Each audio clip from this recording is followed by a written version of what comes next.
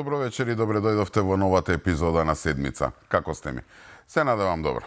Готово е, и времето попушти. Температурите падна, пристигна дождот. Летото го ставаме зад нас и еве веќе влегуваме во есента, која според прогнозите нема да биде многу сурова, но веќе на прсти ќе се бројат сончевите денови. Не само што ќе врне повеќе, туку како што наближува есента, како што паѓаат температурите, ќе почнеме и со грејење на домовите. А со грејењето секако ќе дојде и загадувањето на воздухот, така што и сончевите денови нема да бидат толку бистри. Врсите нас ќе падне онаа магла, неприродната, туку сивилото со кое се соочуваме со децении наназад. Како го нарекуваат народски, сумаглица.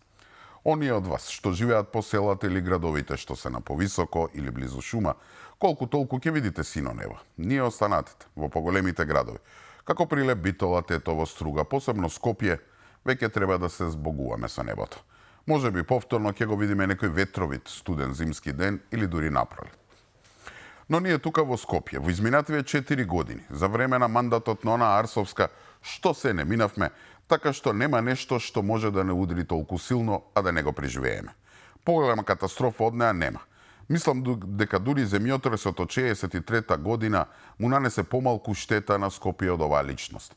И кога мислевме дека сега на крајот од мандатот, кога ја остануваат уште едва и 2 месеци додека не ја избркаме на клоци тоа кабинетот, кога помисливме ајде уште малку, нема веќе со што да не изненади, сгрешивме. Автобусите на ЈСП имаат нафта за до утре, барем така вели синдикатот.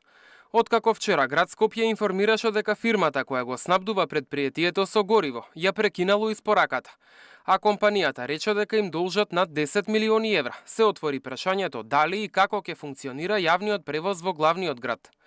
Директорот на ЈСП, Драги Кушовски, од вчера не крева телефон и не им кажува на граѓаните од кои впрочем зема плата, дали ќе има со што да се превезат. Па така ни останува сите информации да ги добиваме од синдикатите. Председателот на Независниот синдикат на возачи ни кажа дека вчера пристигнале 20 тони нафта, количина што според него е доволна само за денеска. Ни тој не знае дали во базите ќе стигне нова тура гориво. Голем срам ова што се прави. Значи ги оставаме луѓето, карта си плачат, децата без школа ги оставаме, на клиника треба да одат, а више претерано е. До кога ова вака? Значи и ние сами страдаме. И ние сите страдаме. Срам ми е мене да стојам тука да им кажам дека денеска немаме возила. Зошто? Затоа што немаме нафта. Значи некој требало тоа да го среди однапред тоа. Не само да се седи на фотели и да гледаш филмови или било што. Зошто сте поставени таму? За да го решите проблемот, така? Епа реши го проблемот. Епа не можам, оди си дома. И додека граѓаните се во неизвестност за превозот, цело Скопје е затрупано во ѓубре. Сите контејнери се преполни, внатре повеќе не собира отпад, па наоколу се формирани мини депонии, расфрлани се вреќи и кеси со секако вид ѓубре, и по тротоарите и низ тревниците. Непријатна миризба се шири на десетици метри. Граѓаните стравуваат од зарази и глувци. Ова е жива болест, зараза.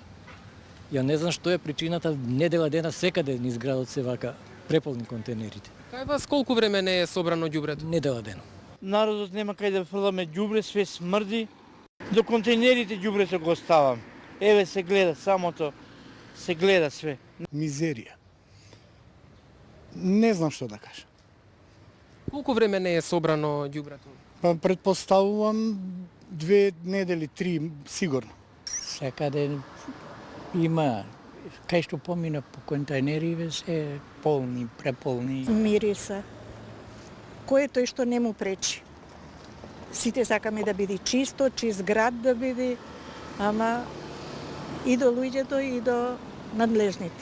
Од комунална хигиена немаат никакво известување до јавноста која е причината што не се собира ѓубрето. Градоначалничката Арсовска вчера на Фејсбук напиша дека управниот и надзорниот одбор ги управуваат ВМРО ДПМН и вреди и тие се одговорни за хигиената во градот. Не земјотресот, тоа е мала катастрофа. Арсовска е бетер од самиот Пиколомини. Ја знаете приказната за Пиколомини. Станува збор за австро-унгарски генерал кој во 17 век наредил палење на Скопје навидум заради тоа што во него излегла од контрола заразата на колерата. Од денешен аспект многумина се сомневаат дека ова било вистинската причина што самиот Пиколомини цели 3 дена гледал како Скопје, град во кој се крунисувале цареви и кралеви, а потегот од денешното Кале, до Газибаба имал неброени цркви гори до темел. Голем број историчари сметаат дека причините што го запалил Скопје било одмазда за опсадите на османлиите на Виена која се случила 6 години претходно во 1683. Така и сега. Со сето ова што се случува, со сето ова ѓубре, ни фали уште колера да фатиме за да може Ете Арсовска пред да ги предаде клучевите на Скопје на нејзиниот наследник да го потпали и 3 дена да гледа како гори. Да го запали како одмазда што ВМРО ДПМН не и дозволил 4 години да прави што сака. Друга логична причина нема. За пожарите околу Скопје не била надлежна, за ЈСП и бил крив Пуцко Петрол. За ѓубрето виновни сме биле ние, скопјани, затоа што сме фрлеле повеќе ѓубре од вообичаено, ама и управниот одбор во кој замислете председателот бил од ВМРО. Абе сите се виновни, само не она. Јас навистина не знам што работеше оваа жена цели 4 години. Зашто ја плаќавме? И не само тоа. Погледнете го и нивото на комуникација, не само политичарите, туку со било кого, како да е невоспитана. Лидерот на ВМРО ДПМН пред некој ден по кој знае кој пат повторно им се извини на скопјани што пред 4 години ја поддржа како кандидат. И јас лично неколку пати ви си имам извинето зашто тогаш и дадов поддршка. Но луѓе, дали некој веруваше дека е можно некој да стане толкав да го нареча монструм како оваа жена? Па погледнете го нејзиниот одговор на изјавата на премиерот. Се обраќа со зборовите несреќо, го обвинува за смртта на децата во Кочани, за пожарите во Скопје и на крај за убиството на 31-годишната Велешанка Росица, која наводно го молела за помош. Пред нејзиниот бивш партнер да ја убие. Со ова Арсовска ја поминува секоја граница на пристојност. Ова е невиден безобразлук, невоспитаност и веќе не знам што. Ај што ваков речник не идоликува на една жена и мајка, туку Арсовска заборава дека се уште ја носи титулата градоначалник на Скопје. На што личи ова? Вака се однесува и по дома, вака зборува и пред својот сопруг, пред своите деца, пред своите пријатели, ако воопшто ги има. Срамота. Не дај Боже да издржиме уште неполни 2 месеци, па после нека оди по ѓаволите. Не сакам ни да ја видам, ни да ја чуем, освен ако не е некоја вест дека се гони за криминал или за штетата што му ја нанесе на моето Скопје, град, кој покрај сите своји мани го сметам за свој дом. И мислам дека тука е подобро да престанам да зборувам на оваа тема, затоа што сум толку изреволтиран од неа, што ризикувам да користам речник што мене не ми доликува. А она тоа го сака. Да не повлече сите во калта во која е таа се наоѓа за да таму во нејзината веројатно природна средина не победи. Реков ќе издржим уште помалку од 2 месеца, а после гитла да ја нема. Мислам дека сме во ситуација да кажеме кој било, само не она. Кога сме кај Арсовска, ајде да видиме што прават единствените што ја останаа верни до крај, интегративците на ДУИ. ДУИ е во паника. Соочени со неповолните анкети за предстојните локални избори, интегративците готват ново црно сценарио за да го преживеат поразот. Неофицијално подготвуваат терен да не ги признаат изборните резултати и да се обидат да ги извадат албанците на масовни протести. Аргументот би им бил дека поради наместени избори, албанците не се вистински представени во владата, па преку притисок од улица да го најдат својот пат, насила да станат дел од власта. Според нашите неофицијални информации, интегративците размислуваат за план Б, откако бројките од анкетите им покажале дека не им успеваат обидите со националистичка реторика да ги освојат за нив клучните места – Гостивар и Чаир. Новинарот Геровски, коментирајќи ги овие неофицијални информации, кои се повеќе кружат низ политичките кругови, вели дека крајна цел на ДУИ е да известуваат влез во влада, кој нема да им успее како и досега. Низ непријателство со ВМРО ДПМН, низ најави на протести, низ уцени практично, низ закани по меѓуетничкиот мир, да се оствари притисок да дојде до рекомпонирање на извршната власт и до влез на ДУИ во влада. Тоа, за жал, односно за среќа во крајна линија, нема така да може да се случи, бидејќи веќе сме далеку од потребата, од причините, од мотивите за предизвикување на меѓуетнички немири во Македонија. Според Геровски, нелогично е што ДУИ ја оспорува владата на ВМРО ДПМН и вреди. Оти токму тие го прекршија правилото и сега џабе не го дуваат. Новинарот вели, во 2017 година ДУИ си го одбрала партнерот, па сега кога СДСМ губи, партијата од мала речица треба прво да се фокусира на консолидација и внатрешно да се реформира, па дури потоа да мисли како да дојде на власт. Не можејќи неспремна на тој начин да се постави партијата на Али Ахмети, таа се поставува од позиција на сила од позиција на моќ. Па велат, ако ние победиме на локалните избори, што е крајно дискутабилно, бројките кажуваат и едно, ама и друго, кажуваат некои бројки вост навреди, но дури хипотетички се случи такво нешто, тоа не е основа и не може да биде причина ни формална, а ни суштинска да мала речица рече сега бидејќи ние сме подобри на локалните избори, сега од утре преговараме за централната власт. Не. Според дел од познавачите, обидите на ДУИ ќе бидат неуспешни. Оти додека не се реформираат, тие се прочитана книга за албанското гласачко тело. И премиерот Мицкоски неколку пати кажа дека ДУИ во владата нема да влезе.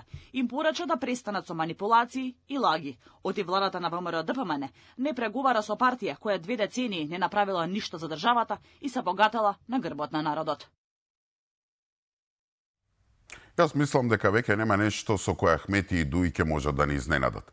Неколку пати досега сум рекол, тие бре се подготвени ако треба со сила, со пушки во рацете да влезат во владата и така да бидат дел од власта. Толку се очејни што веќе ништо не им преостанува. Замислете, откако не им успеа црното сценарио да ги запалат меѓуетничките односи пред гласањето, сега тоа ќе го правеле после избори. Немале да ги признаат резултатите од изборите, ќе обвинуваат дека биле наместени, па така ќе пробаат да ги изведат албанците на улица, за да тие ги напикаат Ахмети и неговите насила во фотелите на Илинденска. Инвентивно, нема што мора да им се признае. А што е всушност идејата? Прво мислеа дека ќе успеат лесно да ги освојат Чаир и Гостивар. Од Тетово и Кумановско одамна се откажаа. Но со Чаир и Гостивар во свој раце сакаа да покажат дека Вреди не е вистинскиот представник на албанците во владата. Да ги убедат странците дека оваа влада ги гази правата на најголемата малцинска заедница во Македонија, дека нивните представници не се дел од владата и под закана за немири, да го убедат премиерот дека мора да ги земе нив како партнер, за да нели не се повтори 2001 година и Македонија повторно стане центар на нестабилност. Сега што е проблемот со овој план? Бројките. Бројките од анкетите им покажуваат дека постои голема веројатност да го загубат Чаирно и Гостивар, затоа што албанците во Македонија не пијат нафта и многу добро знаат да проценат кој може да им го подобри животот, а кој само да ги користи за да ги зачува милионите евра кои ги истица токму од нив. Кога се соочиле со оваа реалност, им текнало на план Б. Да ги пумпаме бројките, односно да кажуваме дека водиме со огромна предност и кога на денот после изборите резултатот ќе покаже сосема друга реалност, погубна математика, ќе викаме лажат. Фатете го крадецот. Ние требаше да победиме. Изборите сигурно се наместени. Па со оваа лага ќе пробаат да ги изведат албанците на улица, па така да извршат притисок Мицковски да се збогува со Вреди и да ја отвори вратата за Ахмети и ДУИ. Провидно, навистина многу провидно. Во таа насока се и оние смешни обвинувања дека и покрај тоа што ВМРО ДПМН и Мицковски јавно велат дека по никоја цена нема да ја земат ДУИ во владата, демек луѓе блиски до премиерот доаѓале кај Ахмети и други интегративци да подготват терен за евентуално идно коалицирање. Знаете што сакаат да постигнат со оваа лага? Да ви преведам. Гласајте за нас, за кратко ќе бидеме дел од владата и повторно ќе ве вработиме. Може би некој може да им поверува, но мнозинството албанци во Македонија, посебно тие од Чаир и Гостивар, знаат за кого ќе гласаат 3 месеци пред изборите. Не Мицковски, не македонците, туку токму Ахмети и компанија ги подценуваат своите сограѓани, кои во суштина политички се многу пописмени и веднаш одговараат рафално, без многу мислење. Така што во реалноста никој веќе не може да им продава вакви филмови. И да е само обичниот граѓанин албанец, приказните на Ахмети и ДУИ веќе ги нервираат и неговите поранешни партнери. Луѓе на Али Ахмети молеле кај Христијан Мицковски ДУИ да остане во власта, но биле одбиени. Биле подготвени да се откажат и од позицијата собраниски спикер, само за да бидат дел од владата на ВМРО ДПМН. Освен политичари, имало и бизнесмени, но и луѓе од соседна Албанија. Поранешниот партнер на Ахмети, Мендух Тачи од ДПА, се закани. Ако продолжат манипулациите на интегративците, јавно ќе обелодени со имиња и презимиња кои се тие луѓе.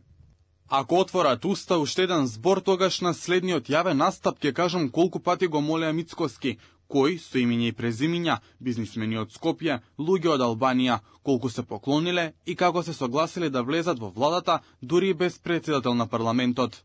Тачи вели дека се кае што воопшто влегол во Европскиот фронт кој сега го напушти и дека лидерот на ДУИ Али Ахмети, за разлика од премиерот Мицкоски, бил тој што го прекршил дадениот збор, потенцираше дека го почитува Мицкоски бидејќи го исполнил ветувањето да не го земе Ахмети во власта. Јас се покаев што влегов во Европскиот фронт, затоа што јас сум таков. Кога ќе се договорам, останувам до крајот на договорот и мислам дека мажите и жените кои не остануваат до крај на договорот се нечесни. Со оваа изјава Тачи потврди дека емисари имало заможно учество на Ахмети во власта, но тие не биле од ВМРО ДПМН како што тврдеа интегративците, туку токму од ДУИ. Само за да бидат во власта, очигледно биле подготвени да прифатат драстично многу помалку од она што го има во владењето со СДСМ, кога речиси сите клучни ресори како надворешни работи, финансии, економија, образование беа во нивни раце, и претходно имаше информации дека ДУИ биле подготвени да прифатат многу помалку од она што го имаа, само да бидат власт. Сепак сега се обидуваат да продаваат други тези, дека преку емисари им пристигнувале пораки по локалното изборно соочување да бидат дел од владата, како и дека ќе имало предвремени парламентарни избори. Од ВМРО ДПМН реагираа дека предвремени избори нема да има, и дека интегративците се користат со ефтини трикови со цел прикривање на паниката пред сигурниот изборен пораз. Значи емисари имало, ама не биле од кај Мицковски, туку биле од кај Ахмети. И тоа не само политичари, туку и бизнисмени, квази интелектуалци, па дури и странци од Албанија, предпоставувам блиски до Еди Рама. И не верувам дека Тачи лаже. Па луѓе, токму тој беше одговорен во фронтот за комуникација со ВМРО ДПМН, така што сигурно точно знае кој се наредил кај премиерот да моли ДУИ да влезе во владата. Гледате, па дури биле подготвени да продадат дел од бенефициите со кои толку се фалеа, како што е титулата председател во собранието. Јас мислам и сопствените мајки ќе ги дадат само да ги зачуваат милионите и да не лежат робија за сите криминали што ги имаат направено. Тој страв ги држи од денот од кога отидоа во опозиција и никако да разбера дека принципот на составување на влада победник со победник не важи. Па луѓе тие сами го уништија во 2017 година. Во Македонија од независноста до денес, посебно после 2001 година, нели важи непишаното правило дека влада може да формираат само победникот на изборите, од една страна Македонската партија, што освоила најмногу гласови, и од друга страна албанците. И тоа иако никаде не е предвидено, ниту во уставот, во ниеден закон, функционираше се до 2017 година. Ако памтите, тогаш ВМРО победи на изборите, освои мислам 2 пратеника повеќе од СДСМ, но Ахмети и ДУИ решија владата да ја прават со Заев. Кога македонците, како мнозинска заедница, се кренаа и викаа фау, тогаш Ахмети, но и странците не убедуваа дека не постои правило според кое мора да се оди победник со победник, туку кој може да договори стабилно мнозинство во собранието. И така и би. Цената која плативме тогаш сите ја знаеме. Македонците го загубија името, историјата, јазикот и идентитетот, а албанците добија вазали, кои под плаштот на некакви си права го освоја системот, го корумпираа докрај и го оплячкаа сопствениот народ. И сега кога на Ахмети и на ДУИ им се сервира токму тоа што тие го зготвија, не им се допаѓал. Сега биле загрозени правата на албанците. И затоа не пропуштаат прилика на се да му дадат етнички презнак и секој потек на оваа влада да го прогласат за противалбански. Па дури ете едно обично ребрендирање на униформите на полицијата да се претвори во меѓуетничка провокација. Па немојте ви се молам. Еве директно да ги прашам моите сограѓани албанци што им е поважно. Во каква униформа ќе бидат полицајците или на пример дали ќе се заврши автопатот Кичево Охрид или патот на Блаце до Косово. Па кого лажат бре овие ДУИ? Минатата епизода зачнав темата за тоа кој се обидува да ја дестабилизира Македонија и која е улогата на така наречената длабока држава во сето ова. И поддршката што тие центри на моќ ја добиваат од СДСМ и посебно од ДУИ. Центри кои своето преживување го гледаат само доколку ДУИ и СДСМ се вратат на власт. Полицијата им влегува во трак на центрите на моќ кои со пожарите, инциденти и убиства водат хибридна војна и се обидуваат да ја дестабилизираат Македонија пред избори. Веќе има и осомничени. Повеќе детали што открила истрагата на МВР министерот Панче Тошковски не можеше да сподели, но беше дециден дека активно се истражува кој сака да ги загрози виталните точки во Македонија. Факт е дека во Македонија имаме хибриден напад во изминативе неколку месеци. Од повеќе страни на повеќе полиња имаме загрозување на одредени витални точки во државата. Тоа сите го гледаме, тоа го гледа македонскиот народ, тоа го гледате вие новинарите, тоа го гледаат институциите. Дали постапуваме, дали можем дополнително да изнесам информација во јавност во овој момент, не. Дали имате некоја нова трага или некои нови осомничени според реториката за центрите кои што Да, имаме. постојано слушаме? Безбедноста во државата ја нарушува и широко распространетата корупција која ја задира директно во правата на граѓаните кои се загарантирани со устав, предупредуваат и експертите по безбедност. Истражувањата кои ги направил Факултетот за безбедност во Скопје покажуваат дека секој трет граѓанин на Македонија или лично или преку свој близок имал судир со службеник кој побарал мито. Едно од последните истражувања што го направивме правеше лонгитудинално 5 години на примерок од над 1000 испитаници. Резултатите се фрапантни, каде што граѓаните укажуваат дека секој трет граѓанин имал додир со корумпиран службеник или тој лично или некој од неговите блиски. Од тој аспект, значи, треба да имаме посериозен пристап кон справување, би кажал сега и корупција како безбедносна закана кон граѓаните. МВР се бори против непрофесионално, недостоинствено и коруптивно однесување од страна на полициските службеници, смета Тошковски. Министерството за внатрешни работи соодветно санкционирање на оние кои што нечесно, непрофесионално, недостоинствено и коруптивно се однесуваат во рамки на внатрешните редови на Министерството за внатрешни работи и покажуваме дека навистина имаме јасна визија во тоа дека виднина местото на професионалците, на честните, на оние кои што си ја сакаат Македонија е во рамки на Министерството за внатрешни работи. Надлежните и експертите ќе црпат искуство од соседството како Македонија да се справи со корупцијата. Ќе се интензивира соработката и помеѓу државните факултети и институциите и најдобрите студенти од факултетските клупи да бидат вработени во државните безбедносни служби. Знам дека многумина не веруваат и се нервираат кога ќе ги чујат термините длабока држава, центри на мој, хибридна војна и слично. На сите, па еве и на мене, кога некој ќе ги спомене, прво што ми паѓа на памет се некакви теории на заговори слично. Дека се тоа термини што ги користи некој кој сака да ја отфрли одговорноста од себе и да обвини некаков си непостоечки ентитет што никој не може да го идентификува. Но верувајте, не е така. Не знам колку пати имам кажано дека не сум некој што верува во теории на заговорот типот земјата е рамна, никогаш не сме слетале на месечината, лековите и вакцините убиваат и слично. Но верувам дека во Македонија постојат одредени сили, наречете ги длабока држава, центри на моќ или што било, кои можеби не се толку организирани како во некој шпиунски филм, но сепак се тука. Сили на кои им одговара системот да остане трул, на кои им одговара партиите да си вадат очи, македонците и албанците да се гледаат преку нишан, само за да можат тие да опстојат и да продолжат да не цицаат, како што ни цицуваат цели 3 децени. Да, не можеме со сигурност да покажеме со прст во моментов за кого лично станува збор, но верувајте, сите имаат одредено име и презиме. Станува збор за луѓе кои цветаат секогаш кога е на власт СДСМ, а сега и ДУИ, луѓе кои лежат на милиони и милиони евра, на кои им одговара беззаконие, кои живеат од тендерчиња и тендеришта, луѓе кои имаат инсталации во судството и обвинителството, имаат свој пипела во медиумите и невладините, луѓе чии инсталации се длабоко вкоренети во сите пори на системот. То се луѓе и структури на кои не им одговара владење на закон, не им одговара Македонија да напредува. Луѓе кои се плашат од тоа дека еден ден оваа држава ете ќе стане и членка на Европската унија. Таква Македонија им смета, таква Македонија им представува пречка за млатење пари и исцицување на милиони и милиони од државниот буџет. Еве, не морам да ги менувам. Самите можете да направите анализа кои се тие. Да, можеби не функционираат како некоја многу добро организирана структура, но сосема добро се разбираат едни со други. А нивните поданици во безбедносниот сектор, во судството и обвинителството, во невладините па и медиумите, не треба да добиваат наредби. Самите знаат што треба да се прави. Токму овие структури сега се во паника. На овие структури им стана јасно дека нема веќе како досега и затоа со сите сили се обидуваат да ги вратат ДУИ и СДСМ на власт. Проблемот е што обично затоа имаат поддршка од странство, посебно имаат од САД и ЕУ, затоа што ветуваат секакви отстапки од Македонија, под услов да им се замежи за нивниот криминал и на крајот да не лежат. Но сум рекол, во Америка и Европа дуваат различни ветришта. Тие си имаат доволно проблеми, така што интересот на некој си мал олигарх од Македонија воопшто не име на дневен ред. Последниот бастион што им остана на овие центри е судството и обвинителството. Во моментот во него се крстат.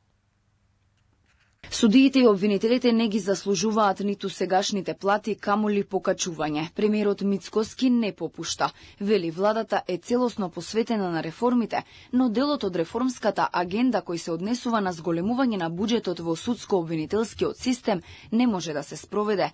Потребни се суштински промени со кои судството и обвинителството ќе се ослободат од канџите на политиката и влијанието од одредени центри на моќ, па потоа ќе се зборува за покачување. Сакам јавноста да знае дека станува збор за 6 закони, каде што основната суштина е зголемување на буџетот, од кој што директно ќе имплицира зголемување на платите на обвинителите и судиите, кои што имаат рейтинг од 2%, а се бара зголемување на платите за судиите односно буџетот нивен, кој што би бил сега 0,8% од БДП, а за обвинителите 0,5% од БДП.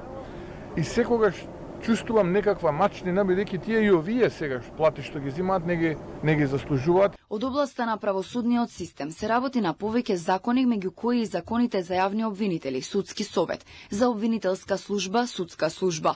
Треба да се менува и кривичниот законник и законот за кривична постапка. Дел од нив согласно препораките од Брисел предвидуваат и од буџетот да се одвојуваат 0,8% за судството и 0,5% за обвинителството, што автоматски ќе значи и покачување на нивните плати.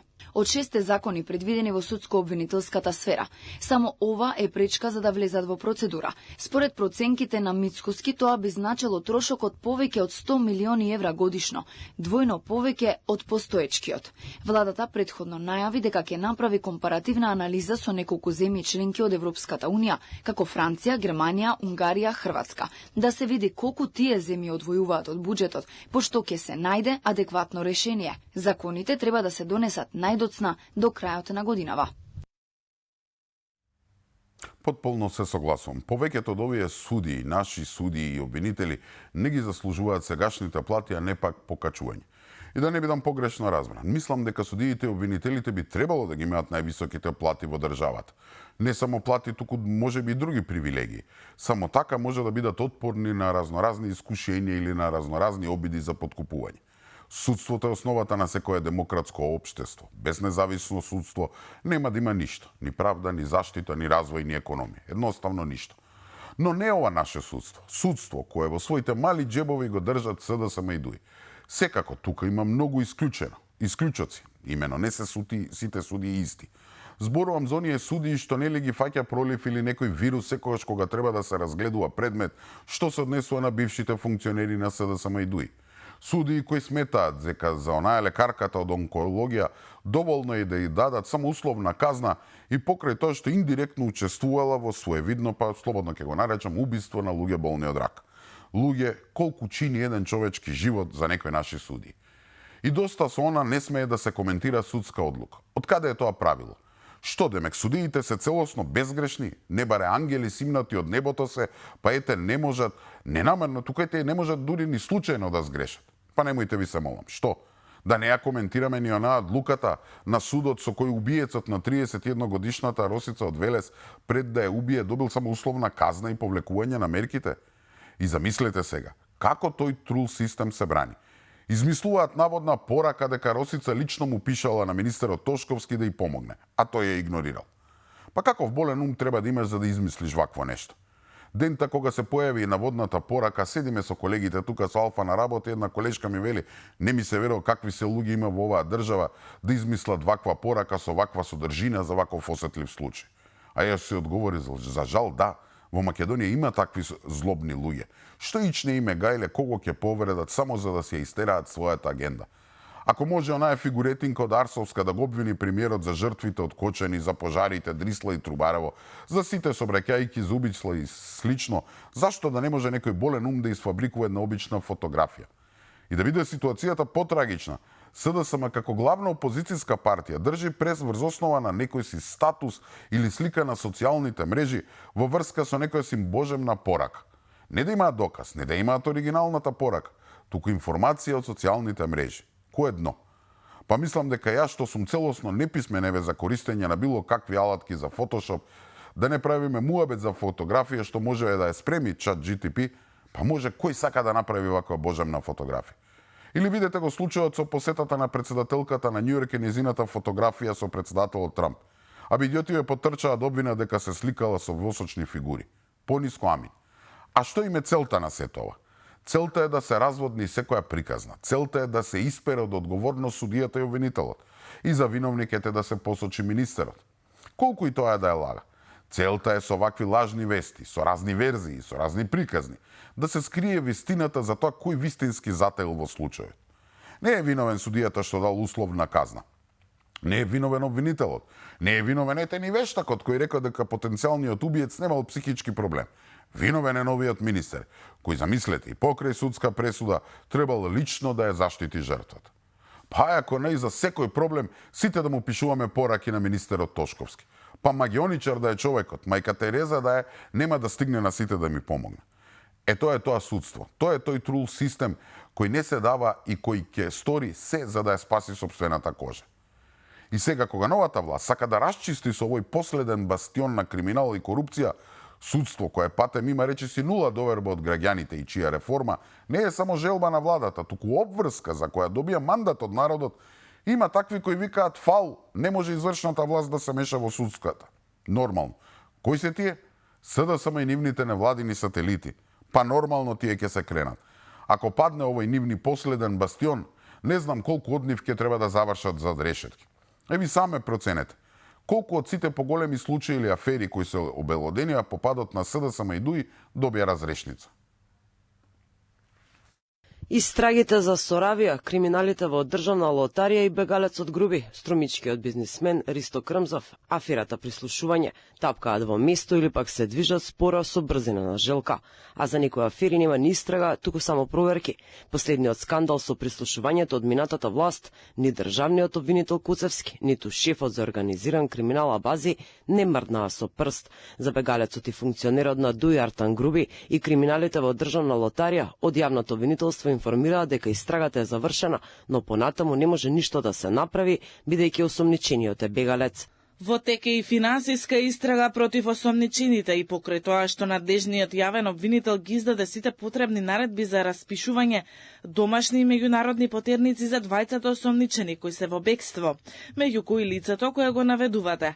Полициските органи се уште трагаат по нив и тие не се достапни за да може да продолжи кривичниот прогон. Се водат истраги за луѓе блиски до врвот на ДУИ СДСМ, но се далеку од судска разрешница. Ристо Крмзов, бизнисменот од Струма и кумот на Заеви, кој е под сомнение за тешки финансиски малврезации, издржува 30-дневен притвор во Шутка од јуни годинава. Се уште тече рокот од 6 месеци за обвинителството да му поднесе обвинение. Според обвинителството, заедно со него приведени се вкупно 22 луѓе, од кои 8 се инспектори на УЈП, 4 се сметководители, а останатите се негови роднини и пријатели, кои биле директори на неговите фирми. Тие се осомничени дека со фиктивни купопродажни договори земале поврат на ДДВ кој не им следувал. Станува збор за криминал од нешто над 90 милиони евра. Освен притворот, судот му ги замрзна сите лични сметки и целиот имот на Крмзов, но и на неговите фирми. За тендерите во Рек Битола им се суди на 37 луѓе и фирми. Обвинетите на суд негираат дека направиле криминал вреден 6,5 милиони евра во државната компанија СМ со набавката на адитиви за Рек Битола, Реко Сломеј и Тец Неготино. Една од истрагите која што е далеко од завршница е и случајот на компанијата Пуцко Петрол и за набавката на мазотот за Тец Неготино. Осомничениот Асмир Јаховски, синот на пратеникот од ДУИ, излезе од притвор без да е завршена истрагата. Скопска апелација ја прифатила гаранцијата од над 2 милиони евра и му определи мерки на предпазливост. Во акцијата приведен е и Радко Капушевски, исто така собственик на компанија со бензински пумпи. Убави најави премиерот дека после изборите ќе им објави цел серијал на случаи. Како суделе некои судии, како обвинувале некои обвинители, па народот сам нека процени кој од тие судии и обвинители заслужува да ја задржат својата функција и кој заслужува поголема плата. Не знам како некои не разбираат. На Македонија е потребен целосен ремонт на правосудниот систем. Да, знам дека многумина не веруваат во искрените намери на оваа власт. Велат како не, ќе ги сменат овие судии само за да ги стават своите. Па луѓе, токму тоа и сакаат да го мислите. Само така ќе може да се спасат себе си и своите налогодавци. Токму тоа им е целта и на СДСМ, и дуото од кога падна од власта. Да не убедат дека сите се исти. На се треба да гледате со недоверба. Па еве и нека биде така. Ајде бе да пробаме да видиме, ништо не губиме. А што ако биде различно? Што ако конечно во Македонија завладее правда? Баре малку, што можеме да изгубиме? Така не губиме ништо. Ама ако повторно попуштиме и оставиме они да владеат, тогаш губиме многу. Документ за брзи уставни измени влез на Бугарите во уставот, без никакви нови црвени линии или гаранции дека Македонија нема да најде на нови сопки уцени на патот кон ЕУ. Во суштина на ова се сведува долго очекуваната резолуција на СДСМ. Новина, за разлика од сите досегашни документи и резолуции, е поставувањето на прецизна временска рамка до кога најдоцна бугарите да бидат ставени во уставот. Филипче бара сите партии да се согласат првото гласање за уставните измени да биде на 15 декември, а целата процедура да заврши до февруари 2026. Иако беше најавено, во текстот нема ниту збор од најавата на самиот Филипче дека ако добиеме ново вето, Македонија ќе ги напушти преговорите. Чекајќи се и плашејќи се од некакви хипотетички предпоставки дека ќе се случат, ние не напредуваме и ние стагнираме. Ако ние постигнеме национален консензус, тогаш никој нема може да се бори со нас на тоа поле. Паралелно на тоа ќе зајакне државата преку процесот на преговори. Ако сега седиме и се плашиме дека нешто можеби ќе се случи во иднина, еве гледаме дека ништо не се случува, младите се исилуваат. Единствен механизам кој го предлага СДСМ во случај на ново вето е председателот на државата, собранискиот спикер и премиерот синхронизирано да пишеле писма до сите институции на Европската унија и да се жалат, ништо повеќе. Во однос на прашањата како што се јазикот, идентитетот, историјата и културата, се користат празните флоскули дека тие треба да бидат почитувани од сите државни институции, нешто што би се подразбирало и без резолуцијата. Во однос на јазикот и се забранува на владата да разговара за поинакво решение од тоа што е во преговарачката рамка, по приемот да нема додавки и фусноти. Интересно е што се бара целосно почитување на веќе постоечката собраниска резолуција по ова прашање, која владата на СДСМ и ДУИ целосно ја прегази со прифаќањето на францускиот предлог.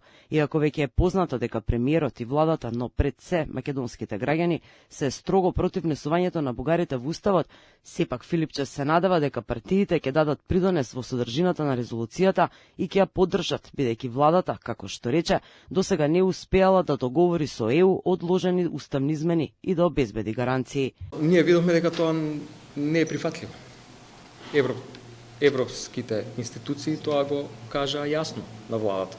Не може да има уставни измени со одложено дејство. Иако ние на почетокот кажавме доколку владата се избори за таква позиција, а тоа било нешто што и претходната влада на СДСМ се обидувала да го добие и не успеала, ние ќе го поддржиме.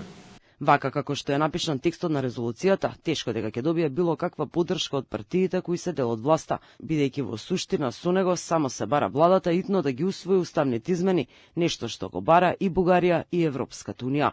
Таа е целосно контрадикторна со политиката на новата влада, која цела година ја убедува меѓународната заедница дека за Македонија е прифатливо да има уставни измени, но само ако тие се со одложено дејство или се добијат писмени гаранции.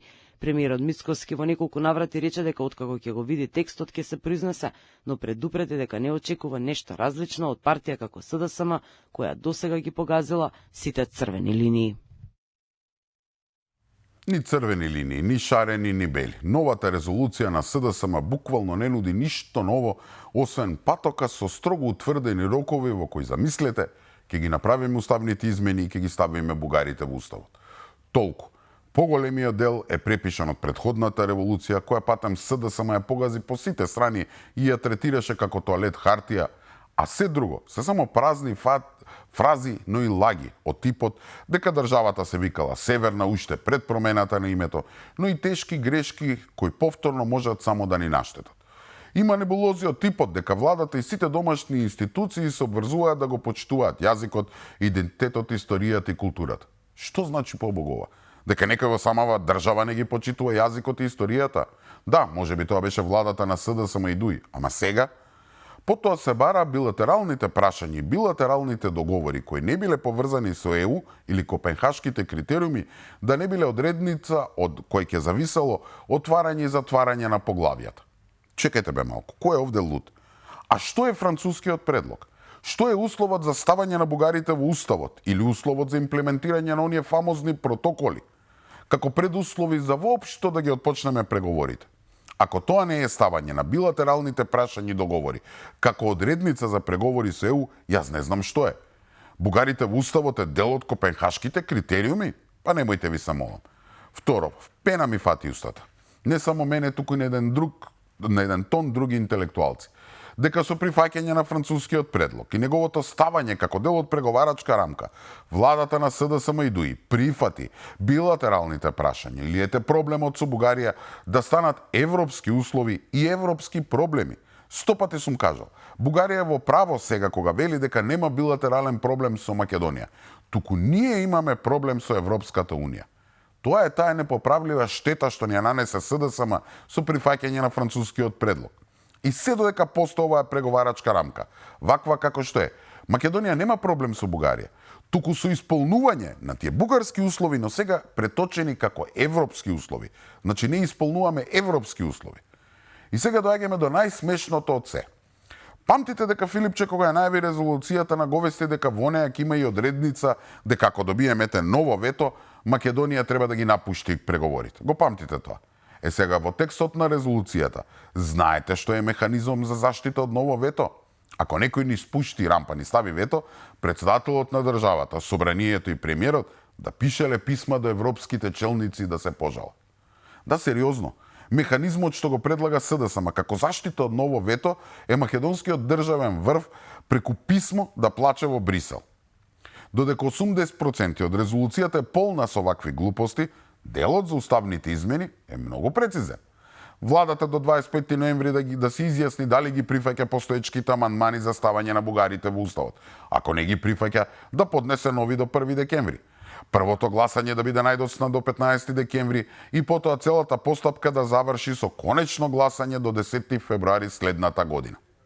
Искрено, овој дел како да е пишуван во Софија, а не во Скопје.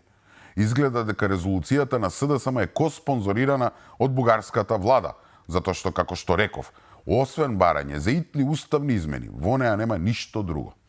Нели, токму тоа го бара и бугарската влада, а за тоа притиска и Европската Унија. Тоа е притисокот што се врши врз Македонија, итно пикање на бугарите во уставот. Така што според мене, оваа резолуција оди сосема спротивно на волјата на граѓаните и ги подкопува напорите на новата влада, всушност напорите на Македонија како држава да се избори за подобри услови. Не знам, од типот на одложено дејство на уставните измени, писмени гаранции дека нема да има ново вето и слично. Со други зборови, СДСМ ја уништува македонската позиција одвнатре. Како малку да е притисокот од Брисел и Софија, сега треба да се соочиме и со притисок од Бихачка. А мотивот мислам дека е јасен. Минатата епизода се прашував, а гледам и многумина се прашуваат, зошто побогу СДСМ би ја предложил оваа тема да се отвори сега пред изборите. Тема која не им одговара, нели, затоа што тие распродадоа се од Македонија. Но сега ми фати некако логика. Таа не е наменета за домашната јавност. И таа е дел од оние сценарија за враќање на ДУИ во владата, а потоа и СДСМ. И нема врска со овие избори. Туку што по нив. Еве замислете. Нели треба да имаме инциденти во Чаир и Гостивар за време на изборите. ДУИ да не ги признае резултатите и да ги повика албанците на протести. Нивните команданти на тие протести ќе провоцираат полицијата и таа ќе мора да возврати. Ќе биде натепан или не дај Боже да биде убие некој албанец. Сите се креваат и Македонија доаѓа на работ на нов меѓуетнички кошмар. И зошто се случило се тоа? Ете ни наговести самиот Ахмети ден пред Филипче да ја објави резолуцијата, затоа што сме тапкале во место на патот кон Европската Унија и тоа ги фрустрирало сите граѓани, ама посебно албанците. А зашто тапкаме во место? Затоа што оваа влада не сака безусловно да ги стави бугарите во уставот. Кој сака? Ете СДСМ. Тоа го бара и со резолуција. А кое е решението на меѓународната заедница за да се избегне конфликт на Балканот? Предвремени избори на кои ќе се вратат СДСМ и ДУИ на власт, да ги спроведат уставните измени и така сите да бидат задоволни. Всушност не сите, а македонците? Па кој ги врти македонците? Ким помине? Сваќате која е играта? Вака поставено, многу појасно е зошто СДСМ токму сега отвара тема која навидум не ја одговара пред изборите. И одговара и тоа многу добро. Ама таа не е наменета за македонските гласачи, туку за оние центри на моќ за кои зборував. Ајде да е прв пат да прават вакво нешто, па да се чудиме. Првата влада на ВМРО ДПМН, онаја на Љупчо Ѓоргиевски, падна после конфликтот во 2001 година. Втората на Никола Груевски падна после аферата прислушкување, кога беше нарушен безбедносниот систем, а фаталниот удар го зададе токму Дуи, кога по изборите си направи коалиција со Заев и покрај тоа што ги изгуби изборите. Ова е третава на Христијан Мицковски, веројатно сакаат да падне на сличен начин, да има меѓуетнички тензии врзани со уставните измени. Многу провидно. Но мислам дека сега нема да им успее. Мицковски не е Ѓоргиевски, не е ни Груевски. Мислам дека тој го има предвидено ова и не џабе веќе цела година предобедува за црните сценарии. А ние како народ не смееме по никоја цена да дозволиме тоа да се случи. Знаете сами колку плативме како држава после 2001 година и колку плативме после 2017 година. Сега цената, мислам, би било уште повисока. Сега цената е целосно ништење на се што е македонско. И тука мислам дека е веќе време да ја завршиме ова епизода на седмица. Се надевам дека го задржа вашето внимание. Со Господ напред, се гледаме за една недела, во исто време, на исто место.